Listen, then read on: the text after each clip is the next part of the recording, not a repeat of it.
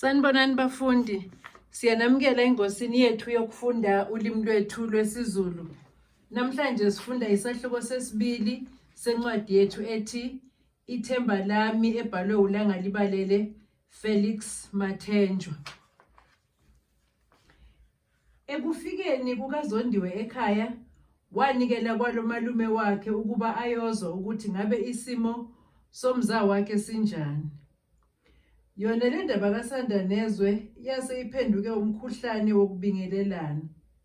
Cha, sikhona thina mntakadadewethu, mane yibo omza wakho abalokhu bahamba amalombo nawo la ma-AD enu esingawaziyo thina. Kuze kube manje akakabhali ukusazisa ukuthi kuhamba kanjani ezinyangeni lapho ekhona. Uthini manje malume?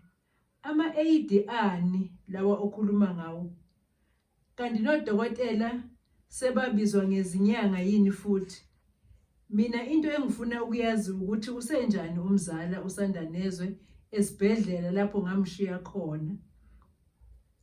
Mntakankehli, uSandanezwe waya esibhedlela njengokumshiya kwakho. Into eyasixaka nathi sathi singazelele sambona esethi thushu ethi usesishile esibhedlela useya ezinyangeni. Kodwa malume, wayengakwenza kanjani lokho uSandanezwe? Seziqaleni izinyanga ukuba ngcono kunodokotela? Asazi mshana. Umbuzo osenokuwubuza owokuthi wakwenzelani ngoba vele sewakwenza. Ngokusho kwakhe kithi, wathi ucasulwa ukuthi odokotela ababoni ukuthi uphethwe yini, kuphela nje bayaqagela. Okwasethusa-ke ukuthi athi basola sengathi wangenwa yilolu bhubhane lukamashayabhuqe wesifo sengculazi lesi abasishoyo. Wasuka lapho-ke weqa esibhedlela wabuya lapha ekhaya. Ngikhuluma nawe nje ungapha kwesakwaMadlebe eMacekane lapho elashwa khona. Kuze kube manje besingakezwa lutho ukuthi kuhamba kanjani, ngoba lapho ekhona nje uma sebeqalile ukumelapha ngiyethemba akukapholi ngisho nezingcabo. Cha, impica badala uqobo lwayo ke lena.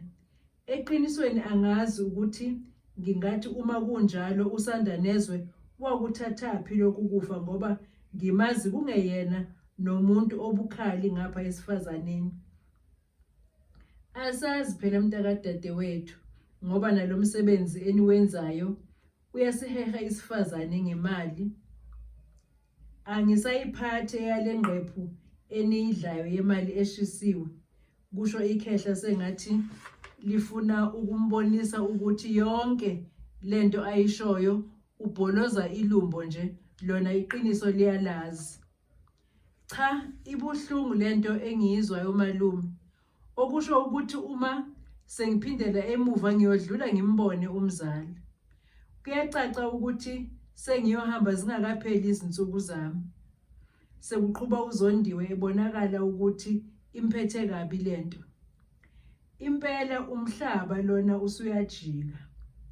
Uma sekuqala izifo ezingelapheki, asazi mshana noma sekusondele zona yini izinsuku lezo ezibalwa eBhayibhelini ukuthi ziyokubonakala ngokuvukelana kwemibuso nokubheduka kwezifo ezingelapheki njengoba kwenzeka. Hayi-ke asazi lapho-ke malume. Baxoxa nezinye kwaze kwafika isikhathi sokuba behlukane. Hayi-ke malume, nami ake ngihlawule amabele kadadewenu engawenza aba yimijwaqo nganandi iphepha elibomvu. Uxole malume, kulokhu umuntu akakwazanga nokuthi akuphathele nokuyinkantini. Awu, ungizalile mntakankehli. Bekuyini okuyinkantini kunemali, into ebuye isibangele izifo lena? Cha mshana, Usiyosibonela nathi kodadewethu usidungulele nalo umkhuhlane womza wakho, usho ukuthi besazomazisa. Ngiyomazisa Mkhumane, ayikho inkinga. Ayike kuhla ngomnyama, umuntu kuyoba kuhle atotobe kusakhanya. Sibongile mshana ukuzosibona, konke kusemandleni okuphila. Ubudoda yibo lobo mntakadadewethu, noma sesingafa siyokwazi ukuthi sinishiye nazana ukuthi niyazalana. Behlukana uZondiwe ethembise ukuthi useyothi uma esehla ephindela eThekwini adlule ngaseMpangeni abone umza wakhe owayesebunzimeni. Wahamba ephindela ekhaya inhliziyo yakhe ibuhlungu idangele ngomza wakhe uSandanezwe. Wafika nasekhaya wabalandisa ngezindaba ayezithole koninalume wakhe. Zahamba zaphela izinsuku zikaZondiwe, kwadinga ukuthi aphindele emsebenzini. Kwadingeka edlule kuSandanezwe njengoba wayethembisile kumalume wakhe. Nebala wazibamba izinqola ezehlayo, zehla naye njalo, zaye zayombeka eMpangeni. Esefikile kwesakwaMadlebe akumthathanga isikhathi ukuthi athole umuzi ayewufuna, kwazise kwakuwumuzi wenyanga edumile, waziwa nayingane encane. Ekufikeni kwakhe kwaMbeje wabuza uSandanezwe. Nebala bamlayela ilawu ayehlala kulo. Hawu, yimihlola yami yini? Ngibona amehlo ami yini? Abantu basemdubane babekwa yini kulelizwe?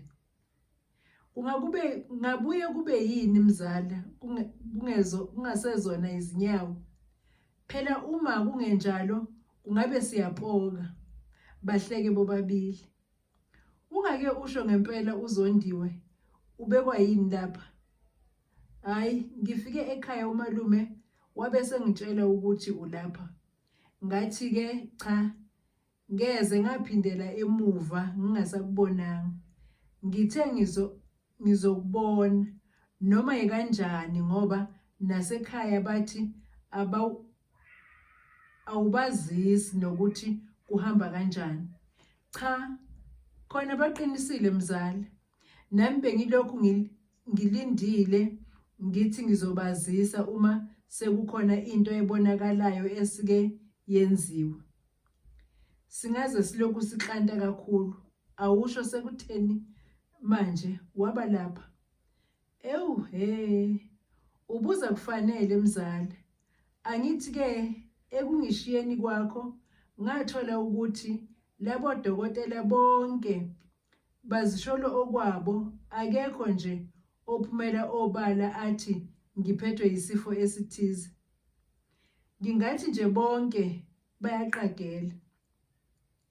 Abanye babesho ufuba, abanye bazisholo okunye, kwagcina ke omunye esesikaza ukuthi ngangenwa igciwane lalolu bhubhane lwesifo sengculazi.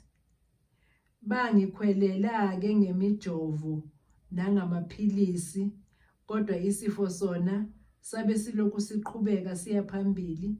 Ngagcina ke ngiqome ukuzofela lapha ezinyangeni zakithi. Okungabelungu lokhu mzala, kuthi uma kwehluleka khona bese kuthi isifo aselapheki. Wake wasizwaphi nje wena isifo esingelapheki?